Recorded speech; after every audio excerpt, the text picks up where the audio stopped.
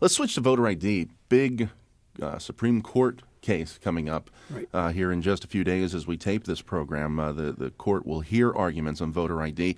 The Department of State has been moving forward with the implementation, including the big public awareness campaign. And that has spawned a television ad that some people, one Philadelphia Democrat in particular, says is insulting because it says at the end, if you care about this country, it's time to show it. And she says, Babette Joseph says that's questioning people's patriotism. Is that fair? You know, I'm tired of responding to Babette.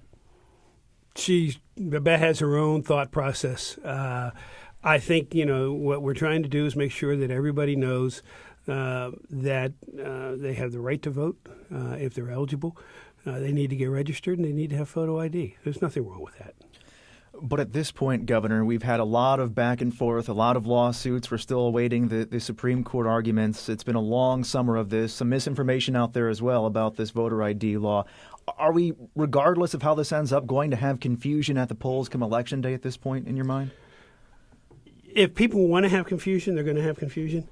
But if people had taken the opportunity to get themselves educated, that percentage of people who do not carry photo ID, which I still believe is a small percentage, certainly have then wasted that opportunity.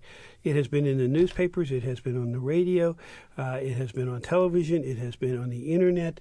If you don't know that you need to show up with photo ID, then I don't know where you've been.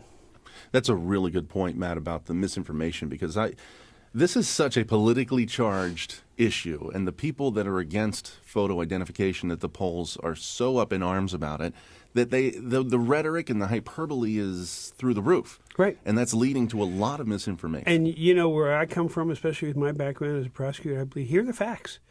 And the facts are pretty simple. You need to have a photo ID, approved photo ID. You can go to the website. You can find out what it is. You have the time to do it.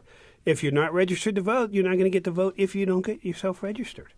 So, these are all easily, solvable problems. Just as the woman who was the lead plaintiff in the court case went down the next day and got her photo ID.